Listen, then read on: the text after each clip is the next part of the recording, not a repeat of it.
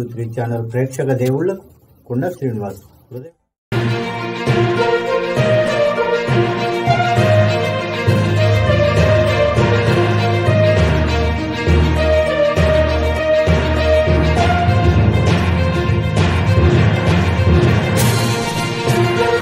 Auto కార్మికుల ఐక్యత auto కార్మికుల ఐక్యత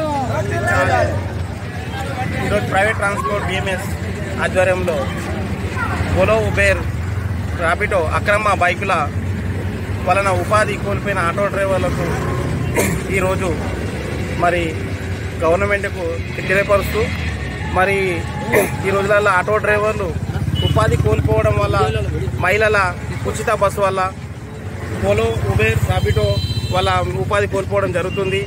1000 రూపాయలు 800 సంపాదించే వాళ్ళు ఈ రోజులలో కుటుంబం భారం ఎక్కువైపోయి ఆత్మహత్యలకు కూడా పాల్పడుతున్నారు.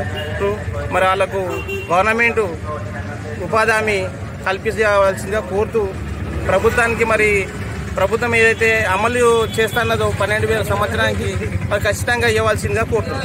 ఆటో కార్మికుల ఐక్యత నిషేధించాలి